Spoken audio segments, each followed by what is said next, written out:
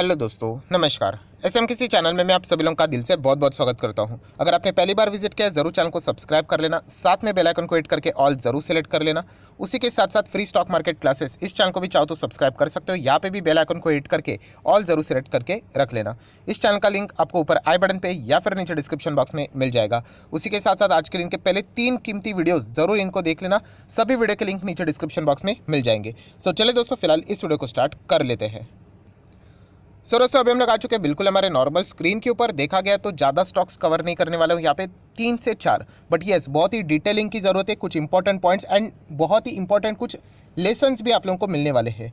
तो चलिए एक एक स्टॉक को कवर कर लेते हैं। सबसे पहले अगर हम लोग बात करेंगे दोस्तों तो हायर डिलीवरी। येस, बहुत सारे लोग वैसे पूछते रहते कमेंट सेक्शन में, सर पहले आप वीडियोज़ बनाते थे कि हायर डिलीवरी वाले स्टॉक वो फिलहाल क्यों नहीं बना रहे। तो ऐसी कोई बात नहीं दोस्तों, आप चेक कर सकते हो जिन स्टॉक्स में हायर डिलीवरीज हो रही है। इसका अर्थ ये नहीं कि हम लोग ने डायरेक्टली जाके वहाँ पे पोजिशनल ट्रेड करना होता है। फिलहाल बाजार का माहौल कैसे है आप सभी लोगों को यहाँ पे पता है, राइट। एंड हायर डिलीवरीज की अगर हम लोग बात करें, अगर आपको इससे रिलेटेड कोई स्टॉक्स चाहिए सीखने के लिए तो चलिए वो भी मैं कुछ स्टॉक आप लोगों को बता देता हूँ।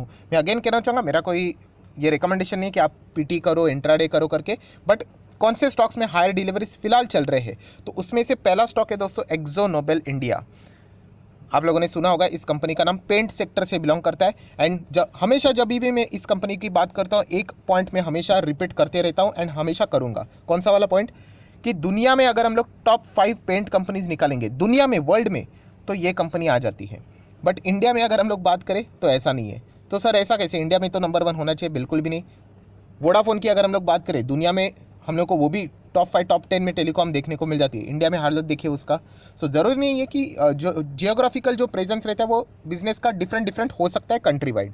सो एक्जो नोबेल इंडिया, अगर आप सिर्फ एक्जो नोबेल सर्च करोगे शेयर प्राइस तो आपको विदेश का स्टॉक देखने को मिलेगा। सो फिलहाल इस स्टॉक की मैं बात करूँ, ये खराब नहीं है, बट हाँ पिछले 1 साल की बात करें वैसे तो स्ट्रगल देखने को मिल रहा है। लगातार नीचे नीचे नीचे नीचे जा रहा है क्योंकि कॉम्पिटिशन बढ़ रहा है। एंड ये आप बोल सकते हो कि ग्रासिम इंडस्ट्री, आपको याद है कि हाँ उन्होंने बोला था कि हम लोग 5,000 करोड़ के साथ यहाँ पे एंट्री कर रहे हैं पेंट सेक्टर में। तो एशियन पेंट, बर्जर पेंट, उनको डरने की ज़रूरत नहीं है। डरना है तो हम लोग कह सकते हैं कि जिनका पोजीशन यहाँ पे उनके नीचे आता है वो डरेंगे, राइट। क्योंकि आप डायरेक्टली जाके एशियन पेंट को रिप्लेस नहीं कर सकते, इतना सिंपल नहीं है, राइट। तो ये चीज़ें आप लोगों ने यहाँ पे समझनी चाहिए। ये लर्निंग वाला पॉइंट था। अगर मैं इसका मैक्सिमम चार्ट पैटर्न ओपन कर दूँ तो स्टॉक तो है बढ़िया, कोई घटिया स्टॉक नहीं। आप देख सकते हो चार्ट पैटर्न मज़ेदार है, एकदम ज़बरदस्त है। पर अप्स एंड डाउन्स यहाँ पे फिलहाल इसमें चलते रहते हैं। वॉलेटिलिटी बहुत रहती है। एंड बुरी बात एक है कि इनका कॉम्पिटिटर अच्छा कर रहा है बट ये नीचे जा रहा है। इंटरनली कोई प्रॉब्लम नहीं है यहाँ पे कंपनी में, हाँ, बट कंपटीशन के कारण, जैसे मैंने बोला ना कि ग्रासिम का इम्पैक्ट इस कंपनी में या फिर थोड़ा बहुत नेरोलैक में भी देखने को मिल सकता है। बर्जर पेंट, एशियन पेंट, कुछ एशियन पेंट तो बहुत ही बड़ा हो गया। तो एक्जो नोबेल की बात करें तो यहाँ पे हम लोग को हायर डिलीवरीज देखने को यहाँ पे मिल रहे हैं। अगर मैं यहाँ पे सर्च कर लूँ, यहाँ पे थोड़ा सा मैं गेट डेटा कर लेता हूँ तो ये देखिए एक्जो नोबेल की बात करें तो कल के दिन के हिसाब से कल तो यहाँ पे 99%, अगर मैं यहाँ पे बात करूँ एक बार मैं चेक कर लेता हूँ, यस इक्विटी ही है। 99% हम लोग को डिलीवरीज उठाते हुए देखने को मिली थी। एंड अभी की बात करें तो 87। सो मैं अगेन कह रहा हूँ, ये सिर्फ डेटा देखकर, सिर्फ जैसे मैं बोलता हूँ ना कि ऑनली यही डेटा देखकर अगर आप लोग ये डिसीजन ले रहे हो कि मैं खरीदूंगा तो ये बेवकूफ़ी है, राइट। बहुत सारी चीज़ें देखनी होती है। ये कंपनी ख़राब नहीं है यहाँ पे, बट ज़रूर ये कंपनी बहुत स्लो चलती है as compared to the their competitors. So Akzo Nobel में हम लोग को अच्छी खासी डिलीवरीज देखने को मिले। अगर आप चाहो तो इसको ऑब्जर्व कर लेना, स्टडी कर लेना, राइट। देन आप लोगों को बहुत सारी चीज़ें सीखने को मिल सकती है। फिलहाल ना कैसा है ना, बाजार का ना थोड़ा सपोर्ट चाहिए। सपोर्ट मतलब ऊपर जाने के लिए। अभी फिलहाल बाजार दबा दबा सा है। कल की बात करें मॉनेटरी पॉलिसी की बैठक है। सो ऐसे वक्त में थोड़ा सा हम लोग को पीटी का सपोर्ट थोड़ा सा लेट होते हुए देखने को मिल जाता है।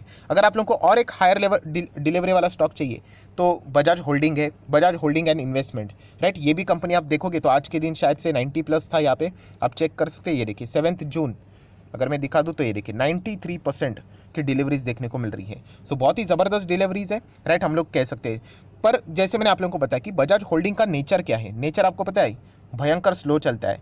मतलब विप्रो, आईटीसी या फिर UltraTech cement, Larsen and Toubro, ये कंपनियां कैसी है? ये खराब नहीं है, ये स्लो चलती है। इतना स्लो चलती है कि आप बोर हो जाओगे। सो बजाज होल्डिंग भी देखोगे, अगर मैं आपको 5 साल का चार्ट पैटर्न दिखा दूँ तो यहाँ पे स्टिल 135% के रिटर्न से नॉट बैड, बट देखिए कितना स्लो चलता है, धीमे धीमे धीमे धीमे करके, राइट। बट हाँ, ये कंपनी है कैसी, ये बहुत ही ज़्यादा कॉन्फिडेंस आप इसमें मिल सकता है। मतलब बजाज फाइनेंस, बजाज उसी के साथ साथ फिनसर्व की अगर हम लोग बात करें, उन सब का बाप अगर हम लोग बात करें, अल्टीमेट होल्डिंग है ये, इसके ऊपर कोई नहीं है। ये फाइनल कंपनी है, बजाज होल्डिंग एंड इन्वेस्टमेंट, नाम ही में ही सब कुछ आ जाता है। सो ये कंपनी में अगर आप इन्वेस्ट करोगे तो भयंकर पेशेंस होना चाहिए आप में, राइट। एंड जैसे मैंने आप लोगों को कुछ दोस्तों फॉर्मूले सिखाए, ये चीज़ आपको समझ में आनी चाहिए। अगर आप यहाँ पे मुझे मतलब बोलते हैं ना कि 1 करोड़ अगर मुझे लाके दोगे, for example 1 crore 2 crore, sir क्या आप इसमें पूरा इन्वेस्ट करोगे? यस, मैं कर सकता हूँ।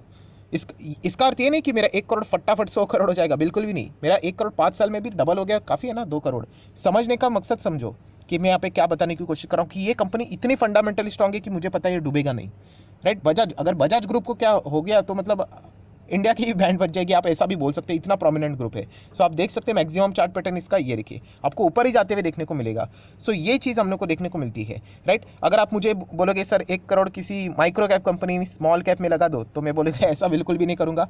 वहाँ पे मैं चेक करूँगा, 10,000 के साथ शुरुआत करना ठीक करूँगा। बट यहाँ पे जब कोई कंपनी बहुत बड़ी होती है तब आप उसमें बहुत बड़ा कैपिटल यहाँ पे लगाने का विचार कर सकते हो, क्योंकि वहाँ पे आपका कैपिटल सेफ रहता है, राइट। बट रिटर्न ज़्यादा नहीं रहेंगे, बट स्टिल बड़ा कैपिटल अगर डबल भी हो गया काफ़ी होता है। सो ये एक थिंकिंग पैटर्न रिटेल इन्वेस्टर में होना चाहिए। जैसे मैंने कहा, ये धीमे धीमे जैसे मार्केट में आप टाइम स्पेंड करोगे, ये एक्सपीरियंस आपको आ जाता है। सो इन कंपनीज में हम लोग को हायर डिलीवरीज देखने को मिल रही, चाहो तो स्टडी कर सकते हो। चलो आ जाते हैं नेक्स्ट इंपॉर्टेंट स्टॉक के ऊपर, पीबी फिनटेक। लगभग 15% क्रैश हुआ था, अभी तो हम कह सकते हैं 12% पे नेट गिरावट देखने को मिले, वरना देखा गया तो 15% भी नहीं, उससे भी भयंकर नीचे हम लोग को गिरते हुए देखने को मिला था। सो अभी अगर आप लोग देखोगे यहाँ पे, तो ये गिरावट क्या है, ऐसे तो कितने सारे स्टॉक गिरते हैं, इसमें क्या ब्रेकिंग न्यूज़ है? तो दोस्तों ब्रेकिंग न्यूज़ ये है कि कंपनी के जो मतलब ओनर है, आप लोग यहाँ पे देख सकते, प्रमोटर भी आप चाहो तो बोल सकते हैं, पॉलिसी बाजार आप लोगों को पता है, उनके जो ओनर है पीबी फिनटेक की अगर हम लोग बात करें, तो मतलब सीईओ की अगर हम लोग बात करें, उन्होंने 37 to 38 लाख अप्रॉक्सीमेटली, आप एग्जैक्टली देखना चाहते हो, 37,69,000 शेयर्स बेच दिए। ठीक है ना, बेच दिए तो क्या हुआ? तो दोस्तों ऐसा नहीं बेचा है, ओपन मार्केट में बेच दिए। सो ओपन मार्केट में बेच देना मतलब आप देख सकते हो यहाँ पे कि ज़बरदस्त गिरावट यहाँ पे हो गया, और ये अच्छा संकेत नहीं होता है कि आप ओपन मार्केट में जाके बेच रहे हो, राइट। मतलब यहाँ पे स्क्रीन ओपन कर लिया पे एंड सेल ऑर्डर डाल दिया, राइट। यूजुअली हम लोग को बहुत बड़े डील्स देखने को मिल जाते हैं, तो वैसा देखने को नहीं मिला। सो एक बहुत ही नेगेटिव इंडिकेशंस देता है, राइट, पीबी फिनटेक की अगर हम लोग यहाँ पे बात करें। एंड ये जो फिर ओपन मार्केट में ऐसी चीज़ें होती है ना दोस्तों, तो फिर वो पैसा किसी इंस्टीट्यूशंस में डाइवर्ट नहीं होता है, वो पब्लिक में जाते हुए मैक्सिमम देखने को मिल सकता है। सो इसके चांसेस ज़्यादा रहते हैं, इसीलिए यहाँ पे हम लोग को कॉन्फिडेंस लूज होते हुए देखने को मिल रहा है। एंड मैक्सिमम गिरावट आप देख सकते हैं, देखिए 56%, इतने टॉप लेवल से देखिए इतना ज़बरदस्त यहाँ पे क्रैश हुआ है, राइट। तो इसीलिए जो नए नए कंपनी होती है उनमें ये रिस्क होता है। सो पीबी फिनटेक की बात करें तो यहाँ पे जो इंपॉर्टेंट बात है वही कवर कर लिया है। नेक्स्ट बात करेंगे दोस्तों आईआरसीटीसी के मैनेजमेंट ने आज के दिन भी वापस अपने बिजनेस मॉडल के बारे में इंटरव्यू यहाँ पे दिया। अगेन उन्होंने कहा कि यहाँ पे रेलवे की अगर हम लोग बात करें, इंटरनेट टिकटिंग का बिजनेस में वो जोर पकड़ते हुए देखने को यहाँ पे मिल रहे हैं, राइट। कैटरिंग के बिजनेस से रिलेटेड उन्होंने एक बहुत बड़ा दावा किया है। उन्होंने कहा कि पहले हमारा कैटरिंग का बिजनेस 45% की इनकम करके देता था, and just because of Covid वो तो परसेंटेज में तोल ही नहीं सकते क्योंकि बंद ही किया था ना, तो क्या होगा। पर हमारा इस वक्त कैटरिंग का बिजनेस 27 to 30% तक कम बैक कर चुका है।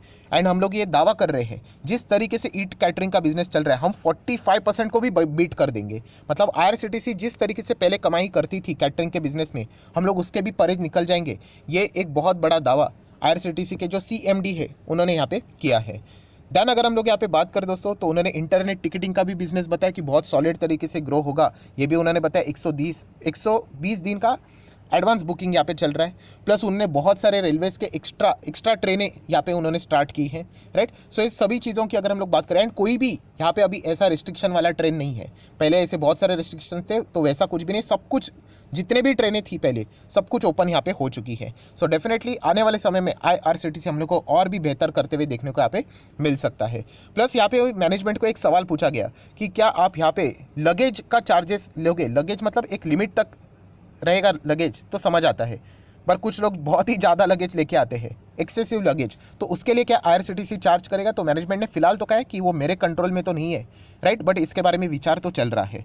सो देख लेते हैं इससे रिलेटेड क्या कोई बात होती है। हाँ, एज अ कस्टमर आप लोगों के लिए वो नेगेटिव न्यूज़ है, but as a company and as a shareholder definitely आप लोगों के लिए पॉजिटिव न्यूज़ रहेगा, क्योंकि एक और इनकम सोर्स यहाँ पे आईआरसीटीसी का जनरेट हो सकता है। अब ये देखना पड़ेगा कि ऐसा होता है कि नहीं। अगर आप लोग एयरलाइन से या फिर प्लेन से अगर आप लोग जाते हैं, आपको पता है एक लिमिट तक ही लगेज रहता है, उसके ऊपर जाते हैं तो आपको एक्स्ट्रा कॉस्ट पे करना पड़ता है। सो ये शायद से आईआरसीटीसी भी करने का विचार कर रहा है, इतना हम लोगों को पता यहाँ पे चल चुका है। ये एक बहुत ही बड़ी खबर देखने को मिली है।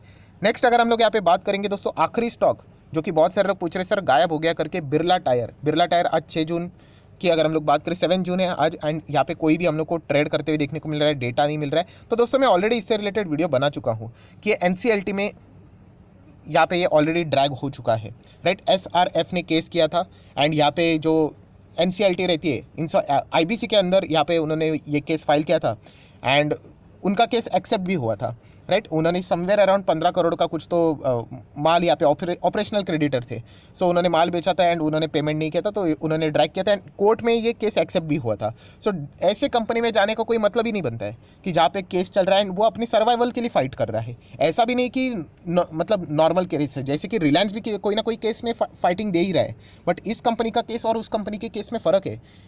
अगर रिलायंस केस हार गया, मतलब कोई भी एक छोटा मोटा केसेस चलता रहता है, तो उसकी कंपनी बंद नहीं पड़ने वाली है। हाँ, ये कंपनी अगर केस में कुछ अगर इश्यूज़ हुआ तो फिर मतलब सीधा कंपनी बंद, मतलब आपके शेयर डूब भी सकते हैं, ऐसा बहुत बार हुआ है। सो अननेसेसरली ऐसे कंपनी में जाने का नहीं, खास करके ऐसे पेनी स्टॉक जो कि इंसॉल्वेंसी में है, वहाँ पे तो जाने का ही नहीं। उनके रिकवरी के चांसेस बहुत रेयर होते हैं, एंड अगर रिकवर हो भी गया, कोई अगर प्लेयर आ भी गया, still as a shareholder आपके हाथ में कुछ बचेगा नहीं, आपके शेयर्स वाइप आउट ही हो जाएंगे। सो बेटर ऑप्शन ये है कि दूर ही रहना चाहिए ऐसे स्टॉक से रिलेटेड। और मैंने ओपन वीडियो भी बनाया था कि जितना हो सके दूर रहिए। स्टिल यहाँ पे रिटेल इन्वेस्टर जंप करने की कोशिश करते रहते हैं, ऑपरेटर मजे लेते रहते हैं। आप देख सकते हैं, देखिए टॉप लेवल से डाउन, देन थोड़ा बहुत तो दिखाना ही पड़ेगा कि वापस कमबैक हो रहा है करके ट्रैप करने के लिए। ठीक है, अभी क्या कर सकते हैं देख लेते हैं, इससे रिलेटेड क्या आउटकम निकल कर आता है। फिलहाल तो वो प्रोसीजर चल रहा है कोर्ट के केसेस, तो उसके बाद ही हम लोग को कोई आउटकम देखने को यहाँ पे मिल जाएगा। सो जितने भी इंपॉर्टेंट बातें थी वो सारी यहाँ पे मैंने कवर कर लिया। जैसे मैंने कहा कि ऐसे स्टॉक से तो हमेशा दूर रहना ही बेटर रहेगा। ऐसे स्टॉक में रहकर मतलब आने के लिए, मतलब मार्केट में किसके लिए हम लोग यहाँ पे है, राइट। अच्छे स्टॉक में रहिए, दैट्स इट। अच्छे स्टॉक में ही पैसा बनेगा, ऐसे स्टॉक से दूर रहना ही बेहतर रहेगा। सो आशा करता हूँ जितनी भी इंपॉर्टेंट बातें थी सारी कवर कर ली। वीडियो अच्छा लगे तो लाइक एंड शेयर कर देना। So that's it, thank you very much दोस्तों, we will be meeting our next video. तब तक के लिए बाय बाय।